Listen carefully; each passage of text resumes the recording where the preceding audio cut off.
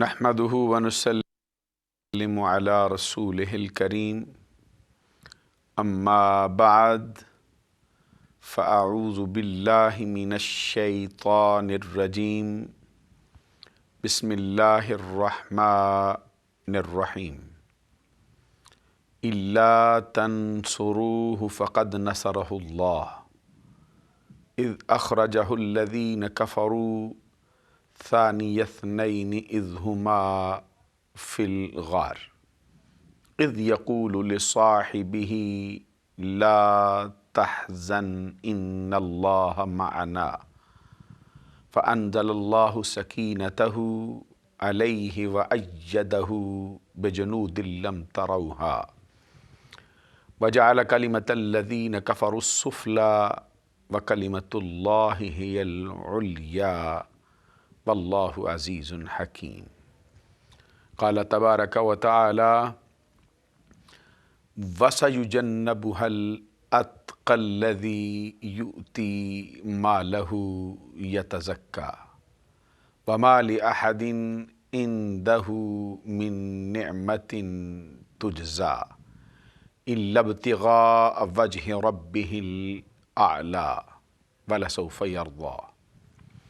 وقال تبارک و تعالی فی مقام آخر الذین ينفقون اموالهم باللیل والنہار سرا وعلانیۃ فلہم اجرهم عند ربهم ولا خوف علیہم ولا هم يحزنون۔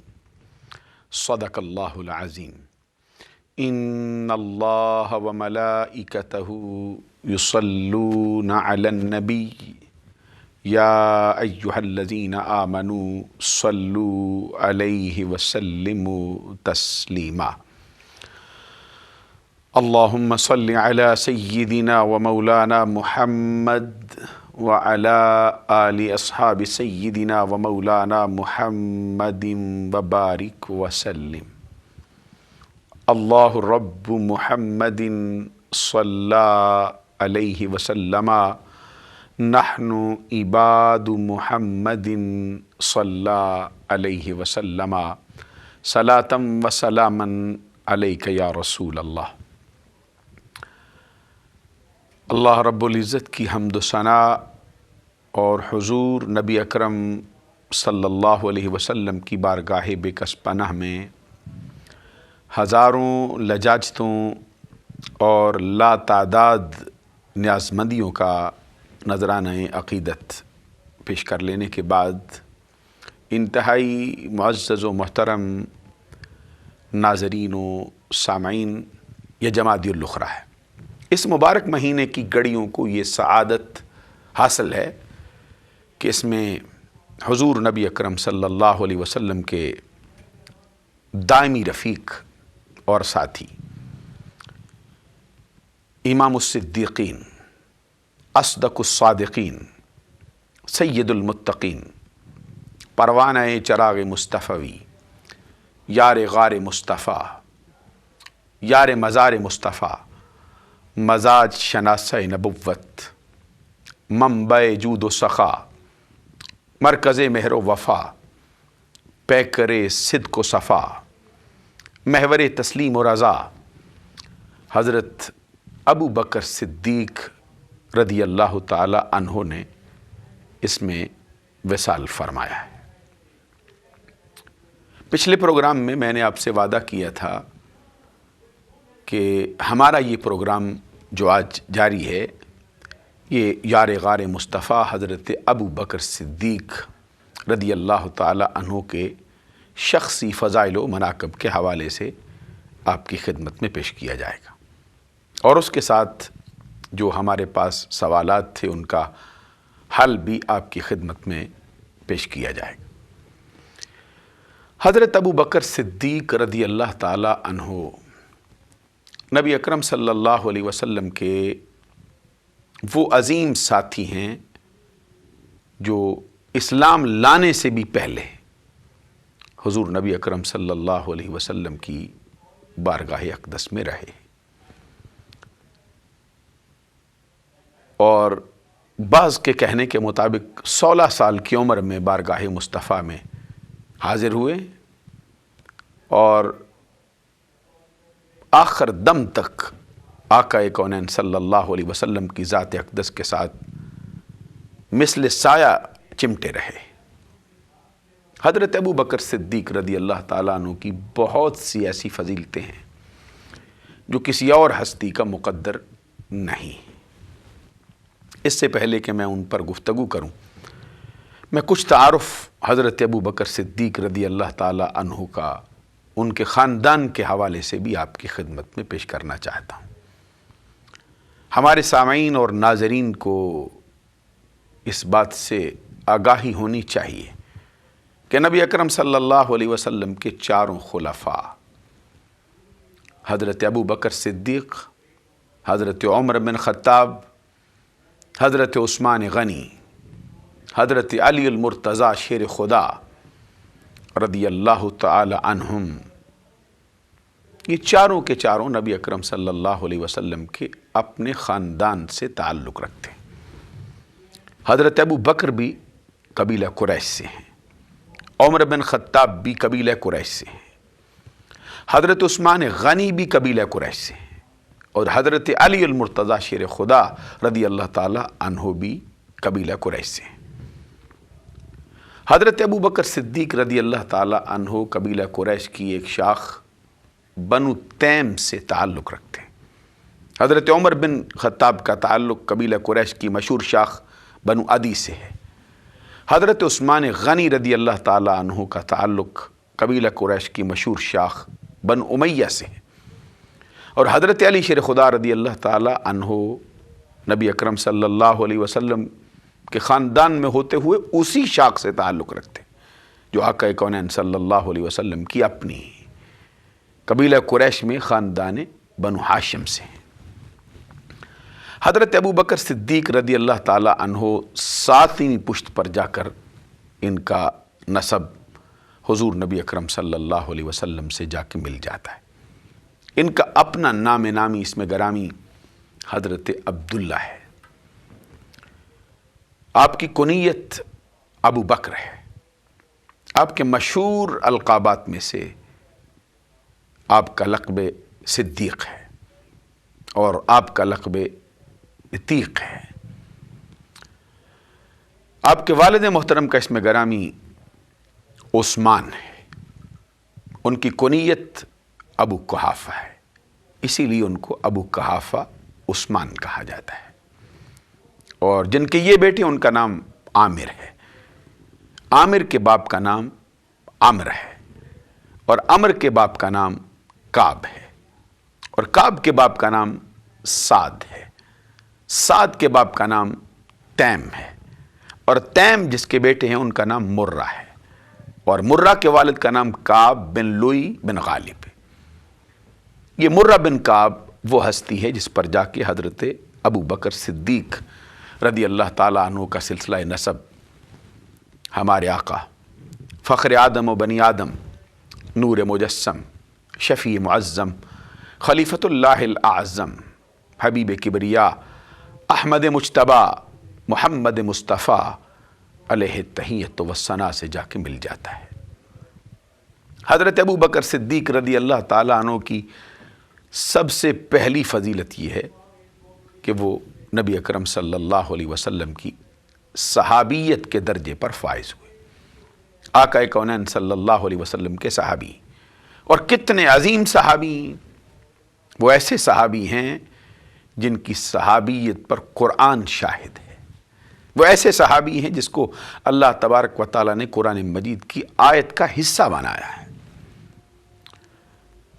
ان کی یہ فضیلت کہ حضرت ابو بکر صدیق رضی اللہ تعالیٰ عنہ خود بھی نبی اکرم صلی اللہ علیہ وسلم کے صحابی، آپ کے والد محترم بھی سرکار کے صحابی، آپ کی والدہ محترمہ جن کا اسم گرامی ام الخیر سلمہ رضی اللہ تعالیٰ عنہ ہے، وہ بھی حضور کی صحابیاں ہیں۔ حضرت ابو بکر صدیق کے بیٹے بھی سرکار کے صحابی، اور حضرت ابو بکر صدیق کے پوتے بھی نبی اکرم صلی اللہ علیہ وسلم کے صحابی۔ حضرت ابو بکر صدیق رضی اللہ تعالیٰ عنہ کو یہ شرف و اعزاز حاصل ہے کہ ان کے خاندان کی 4 پشتیں آقا کونین صلی اللہ علیہ وسلم کی صحابیت کے درجے پر فائز ہوئی۔ ان کا ایک لقب عتیق ہے، تو خود نبی اکرم صلی اللہ علیہ وسلم نے فرمایا یا ابا بکر انت عتیق اللہ من النار، اے ابو بکر اللہ تبارک و تعالیٰ نے تجھے دوزخ کی آگ سے آزاد کر دیا ہے۔ اور بعض نے یہ کہا ہے کہ حضرت ابو بکر صدیق رضی اللہ تعالیٰ عنہ کو عتیق ان کے چہرے کی خوبصورتی کی وجہ سے کہا جاتا تھا، قیلا لحسن وجہ ہی و جمالہ، حضرت ابو بکر صدیق رضی اللہ تعالیٰ عنہ کی خوبصورتی کی بنا پر، ان کے چہرے کی وجاہت کے اعتبار سے ان کو عتیق کہا جاتا تھا۔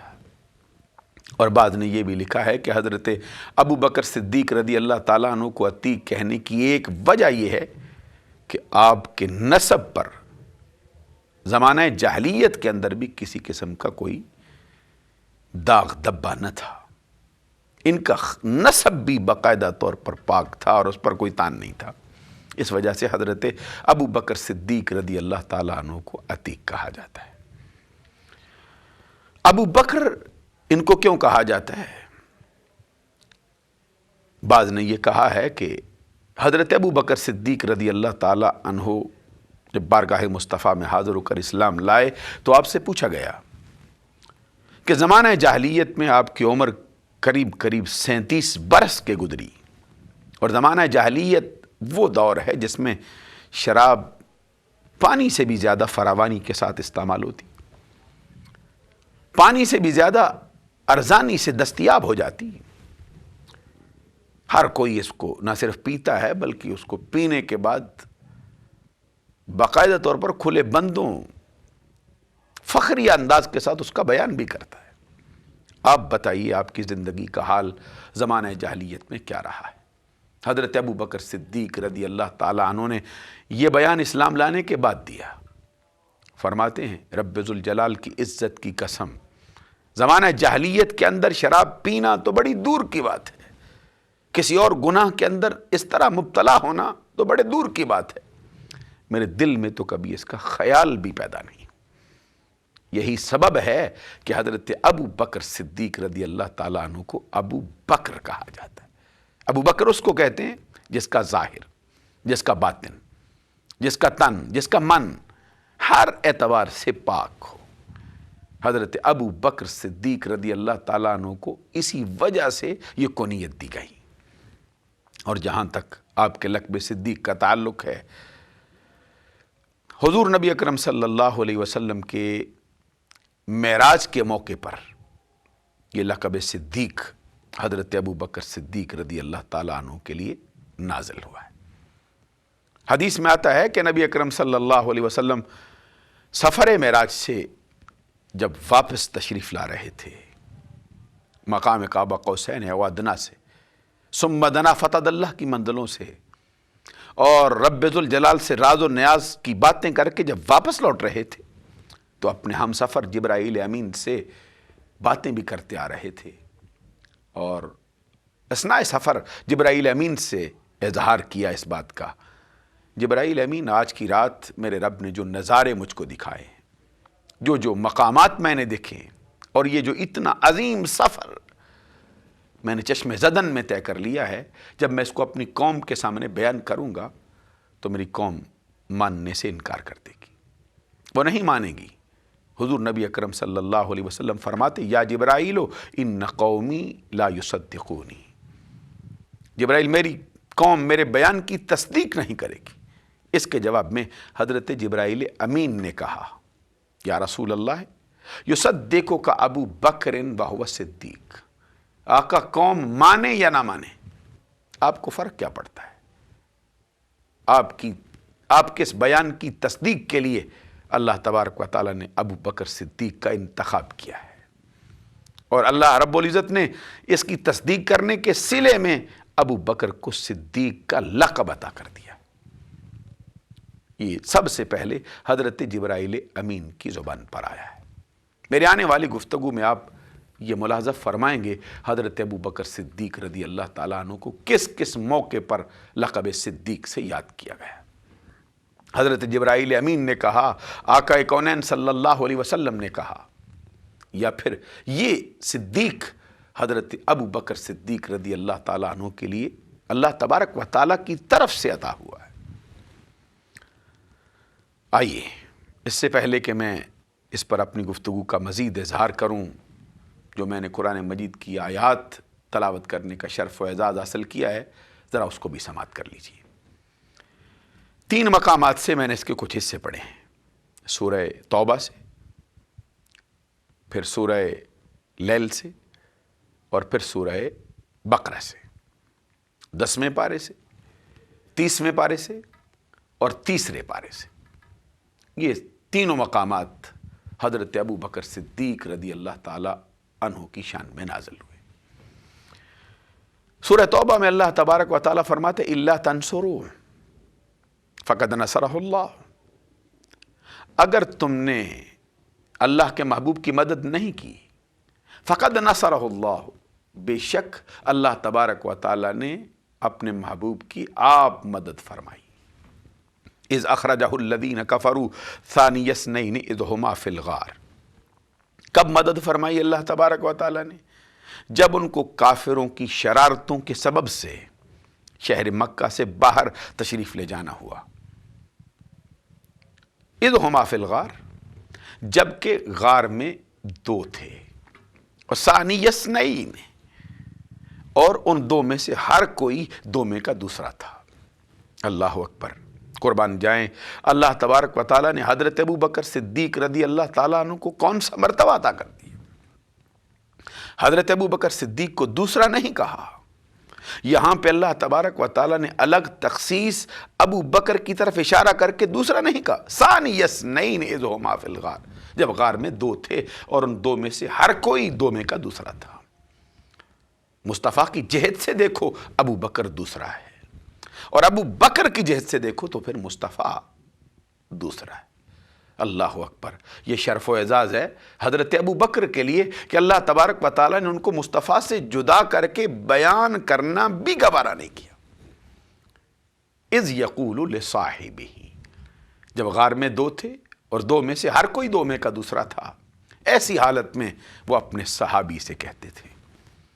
یہ آیہ کریمہ کا وہ حصہ ہے جو الگ تخصیص حضرت ابو بکر صدیق رضی اللہ تعالی عنہ کی صحابیت پر دال ہے۔ اس لیے بعض نے یہ کہا ہے کہ من قالا ان ابا بکر لم یکن صاحب رسول اللہ صلی اللہ علیہ وسلم فہو کافر لانکارہ نص القرآن، جو شخص یہ کہے کہ حضرت ابو بکر صدیق رضی اللہ تعالیٰ عنہ نبی اکرم صلی اللہ علیہ وسلم کے صحابی نہیں ہیں، حضرت ابو بکر صدیق کی صحابیت کا انکار کرے، وہ شخص دائرہ اسلام سے خارج ہے اور کافر ہے۔ وجہ اس کی یہ ہے کہ وہ قرآن کی نص کا انکار کر رہا ہے۔ نبی اکرم صلی اللہ علیہ وسلم کے صحابہ 1,24,000 کے قریب ہیں، کم و بیش سب صحابی ہیں، اور سب کی صحابیت اپنی جگہ پر مسلم ہے، لیکن حضور نبی اکرم صلی اللہ علیہ وسلم کی صحابہ کی صحابیت حضور نبی اکرم صلی اللہ علیہ وسلم کی احادیث سے ثابت ہے، الگ الگ تخصیص کے اعتبار سے۔ حضرت ابو بکر صدیق کو یہ شرف و اعزاز حاصل ہے کہ ان کی صحابیت آقا کونین کے فرمان سے ہی ثابت نہیں، بلکہ رب ذوالجلال کے قرآن سے بھی ثابت ہے۔ اس لیے میں نے عرض کیا ہے کہ بعض کا یہ قول ہے کہ حضرت ابو بکر صدیق رضی اللہ تعالیٰ عنہ کی صحابیت کا انکار کرنے والا دائرہ اسلام سے خارج ہے، اس لیے کہ وہ قرآن کی آیت کا منکر ہو رہا ہے۔ حضور نبی اکرم صلی اللہ علیہ وسلم ایسی حالت میں فرماتے اذ یقول لصاحبہ، اپنے صحابی سے کیا کہتے، اور حدیث میں آتا ہے کہ جب حضرت ابو بکر صدیق رضی اللہ تعالیٰ عنہ ہجرت کی رات آقا کونین صلی اللہ علیہ وسلم کی معیت میں غار ثور میں تھے، اور کفار و مشرکین مکہ آپ کی تلاش میں تھے، اور وہ تلاش کرتے کرتے اس غار کے گرد چکر لگا رہے تھے، ان کے گھوڑوں کے ٹاپوں کی آوازیں ان کے کانوں میں آ رہی تھی۔ حضرت ابو بکر صدیق رضی اللہ تعالیٰ عنہ کے دل میں ایک خدشہ پیدا ہو رہا تھا، ایک کھٹکا سا پیدا ہوا، اپنی ذات کے لیے ہرگز نہیں، اس کے لیے جس کی حفاظت کے لیے وہ ساتھ چل پڑے تھے۔ حضور نبی اکرم صلی اللہ علیہ وسلم کے لیے کھٹکا پیدا ہوا اور عرض کرتے تھے یا رسول اللہ یہ کفار تو آپ کی جان کے در پہ ہیں، اگر ان کو پتہ چل گیا کہ ہم یہاں ہیں تو کیا ہوگا؟ اس کے جواب میں حضور نبی اکرم صلی اللہ علیہ وسلم نے ابو بکر صدیق رضی اللہ تعالیٰ عنہ کے زخموں پہ مرہم رکھ دیا۔ گل قدس کی پتیوں کو حرکت ہو گئی، رحمتوں کے پھول برساتے ہوئے دل کا کشور فتح کر لینے والی آواز میں ہمارے آقا صلی اللہ علیہ وسلم نے فرمایا ما ظنک باثنین اللہ ثالثہما، اے ابو بکر ان دو کے بارے میں تیرا کیا خیال ہے جن کا تیسرا اللہ ہے؟ قربان جائیں، رب ذوالجلال فرماتا ہے ان دو میں سے ہر کوئی دو میں کا دوسرا ہے۔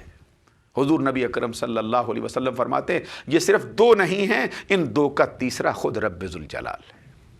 اب آپ اندازہ فرما لیجئے ابو بکر صدیق رضی اللہ تعالیٰ عنہ کو شرف و اعزاز کا حال کیا ہے۔ اللہ فرماتا ہے دو میں کا دوسرا ہے، حضور فرماتے ہیں یہ تین میں کا تیسرا ہے۔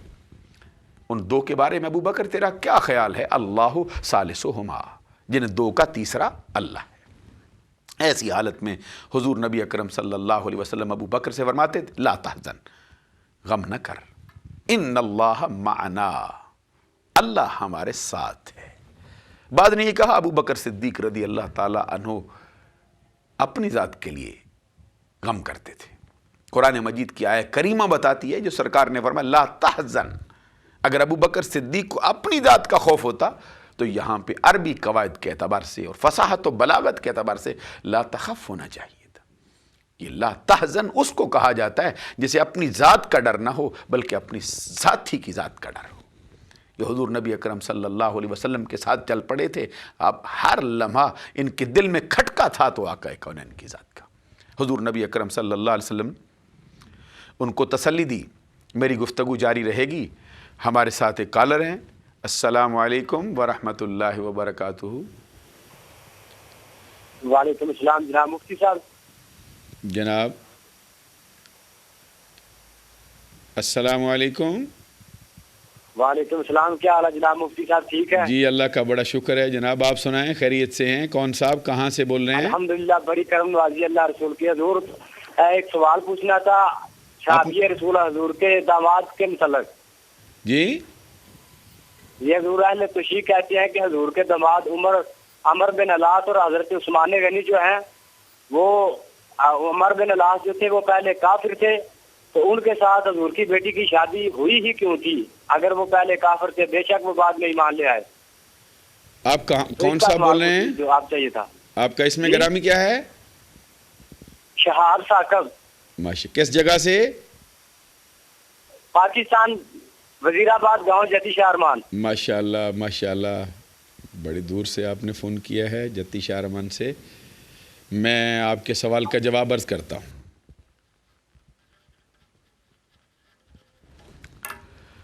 عزیزان گرامی قدر، قریب جو سوال آیا ہے وہ ہماری گفتگو کے ساتھ کچھ تعلق ضرور رکھتا ہے۔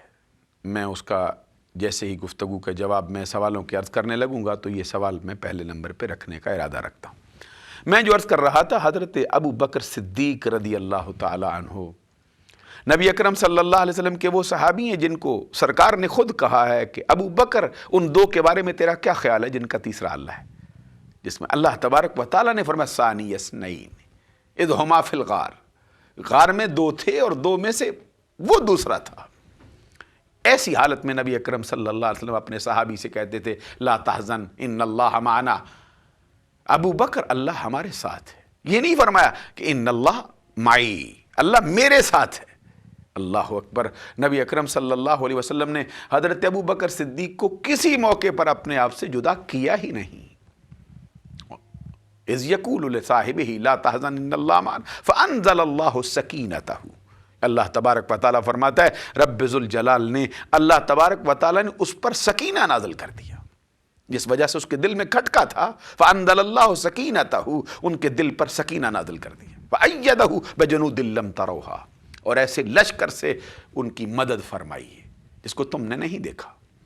وجعل کلمۃ الذین کفروا السفلی، اور کافروں کی بات کو اللہ نے نیچے کر دیا۔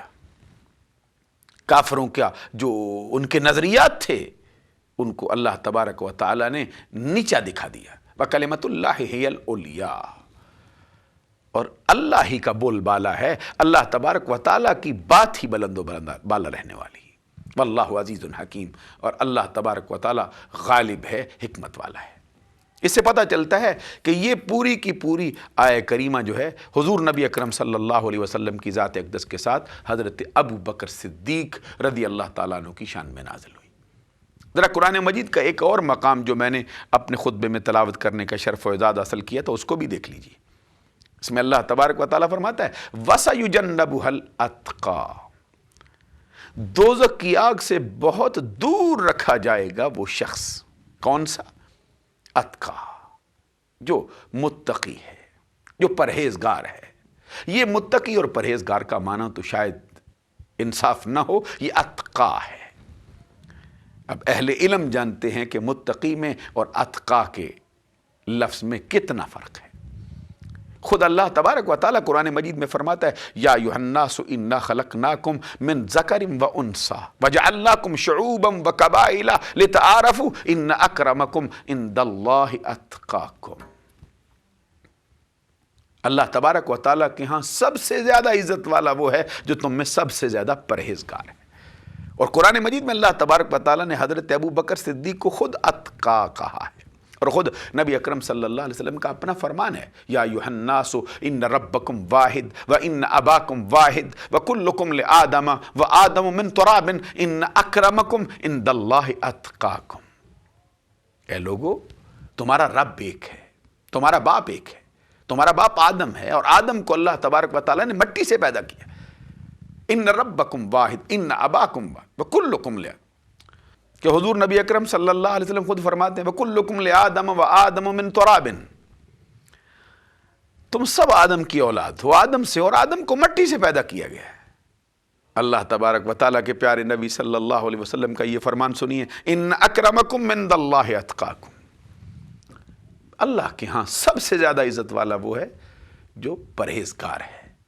پتہ چلتا ہے کہ یہ جو ذات پات کے تصورات ہیں یہ نبی اکرم صلی اللہ علیہ وسلم کے فرمان کے عین مطابق نہیں ہے. گفتگو ہماری جاری رہے گی، سوالوں کے جواب بھی ہوں گے. ابھی تھوڑی دیر کے لیے ہم وقفے پہ چلتے ہیں، وقفے کے بعد حاضر ہوتے ہیں.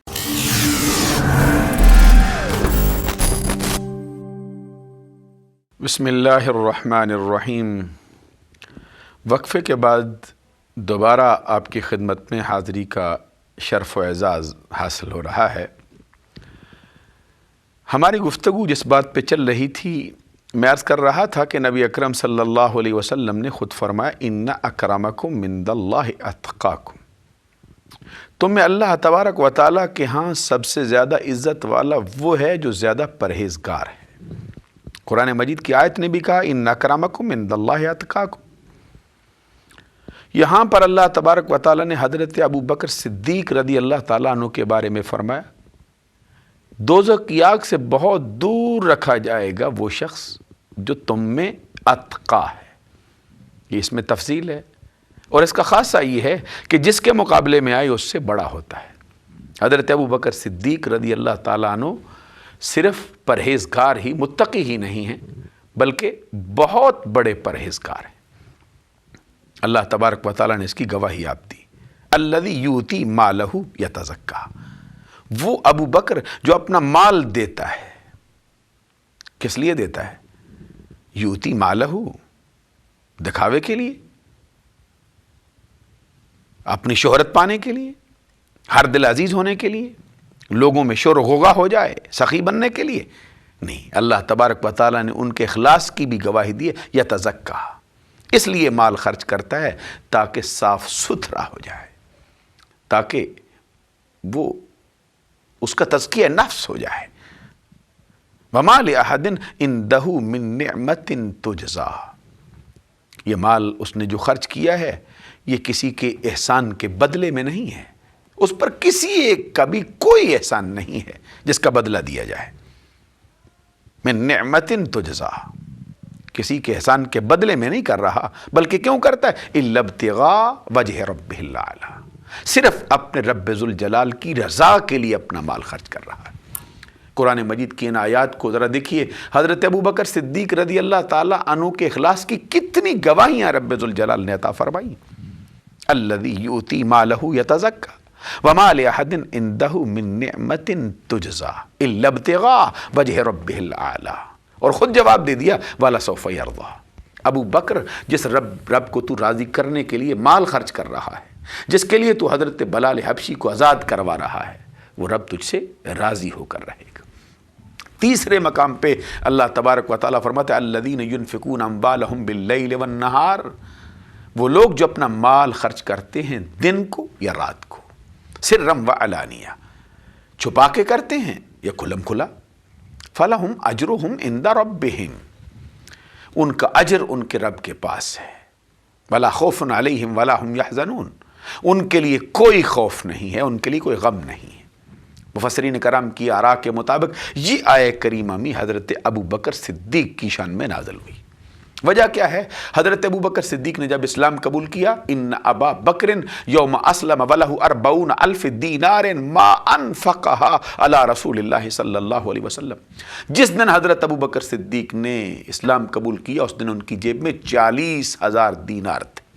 اسلام میں آتے ہی سارے مصطفیٰ کے قدموں پہ نچھاور کر دیے اور عرض کیا آقا ابو بکر بھی آپ کا ہے، اس کا مال بھی آپ کا ہے، جیسے چاہو خرچ کرو۔ تو بعض نے کہا کہ 10,000 دینار حضرت ابو بکر صدیق نے رات کو خرچ کیے، 10,000 دینار دن کو خرچ کیے، 10,000 چھپا کے خرچ کیے، 10,000 کھلم کھلا خرچ کر دیے۔ ان کے بارے میں اللہ تبارک و تعالیٰ نے یہ آیہ کریمہ نازل کی، اور بعض نے یہ لکھا ہے کہ حضرت علی المرتضیٰ شیر خدا رضی اللہ تعالیٰ عنہ کی شان میں یہ نازل ہوئی، جن کے پاس 4 درہم تھے، 1 درہم انہوں نے رات کو خرچ کیا، 1 دن کو، 1 اعلانیہ، 1 پوشیدہ، ان کے حق میں یہ نازل ہوئی۔ قربان جائیں، اللہ تبارک و تعالیٰ فرماتا ہے ان کا اخلاص، ان کی نیتیں درست ہیں، کھلم کھلا کریں تب بھی قبول ہے، بندوں کے سامنے کریں تب بھی قبول ہے، چھپا کے کریں تب بھی قبول ہے۔ فَلَهُمْ أَجْرُهُمْ عِنْدَ رَبِّهِمْ، ان کا اجر ان کے رب کے پاس ہے۔ میں یہ عرض کر رہا تھا حضرت ابو بکر صدیق رضی اللہ تعالیٰ عنہ کو یہ شرف و اعزاز حاصل ہے کہ اللہ تبارک و تعالیٰ نے قرآن مجید کے بہت سے مقامات پر حضرت ابو بکر صدیق کی تحسین فرمائی ہے۔ میں جو بات عرض کر رہا تھا حضرت ابو بکر صدیق رضی اللہ تعالیٰ عنہ کے بارے میں کہ حضور نبی اکرم صلی اللہ علیہ وسلم کے اس دائمی رفیق اور ساتھی پر اللہ تبارک و تعالیٰ کے فضل و کرم کا حال یہ تھا کہ اسلام لانے سے بھی پہلے کوئی برائی ان کے قریب نہیں آئی، اور بعد نے تو یہاں تک لکھا ہے کہ لم یزل ابو بکر مومنا قبل البعثۃ و بعدہ، حضرت ابو بکر صدیق رضی اللہ تعالیٰ عنہ اعلان نبوت سے پہلے بھی مومن تھے اور اعلان نبوت کے بعد بھی مومن تھے، نبی اکرم صلی اللہ علیہ وسلم کی بعثت سے پہلے بھی ایمان والے تھے۔ تو میں وعدے کے مطابق میں نے عرض کیا تھا کہ سوالات کے جواب بھی پیش کروں گا۔ ابھی ہمارے شہاب بھائی ہیں ایک سرزمین پاکستان جتی شاروان سے، انہوں نے سوال کیا تھا کہ بعض لوگوں کا یہ نظریہ ہے کہ یہ لوگ جو پہلے کافر تھے وہ نبی اکرم صلی اللہ علیہ وسلم کی بیٹیوں کے ساتھ ان کی شادیاں کیسے ہو سکتی ہیں؟ پہلے پڑھ تو لیجئے، حضرت عثمان غنی رضی اللہ تعالیٰ عنہ کس ہستی کا نام ہے، حضرت ابو العاص کس کا نام ہے، اور پھر نبی اکرم صلی اللہ علیہ وسلم کی بیٹیاں کتنی ہیں۔ یہ کبھی آپ شیعہ حضرات کی کتابوں کا مطالعہ کر لیجیے، بذات خود ان کی مشہور کتاب حیات القلوب ہے، شرح نہج البلاغہ جلد 15-16 ہے، شرح نہج البلاغہ جلد 17-18 ہے، یہ کشف الغم فی معرفت الائمہ ہے، لکھا ہے سب نے کہ نبی اکرم صلی اللہ علیہ وسلم کی بیٹیاں 4 ہیں، اور اللہ تبارک و تعالیٰ کے پیارے نبی صلی اللہ علیہ وسلم نے جن کو اپنی بیٹیاں دی ہیں ان میں حضرت زینب کا نکاح نبی اکرم صلی اللہ علیہ وسلم نے جو سرکار کی سب سے بڑی بیٹی حضرت ابو العاص سے کیا ہے، اپنی 2 بیٹیوں کا نکاح یک بعد دیگرے حضرت عثمان غنی سے کیا ہے، جس کی وجہ سے ان کو ذو النورین کہا جاتا ہے۔ اور خود حضرت علی المرتضیٰ شیر خدا رضی اللہ تعالیٰ عنہ کا اپنا فرمان ہے کہ نبی اکرم صلی اللہ علیہ وسلم نے فرمایا اگر اللہ تبارک و تعالیٰ نے مجھے 40 بیٹیاں دی ہوتی، وہ باری باری انتقال کرتی جاتی، میں ساری کی ساری حضرت عثمان غنی کے نکاح میں دے دیتا۔ اور یہ کہنا کہ یہ ہستیاں جو ہیں ان کا یہ حال تھا، یہ تو بہت بڑی جسارت ہے۔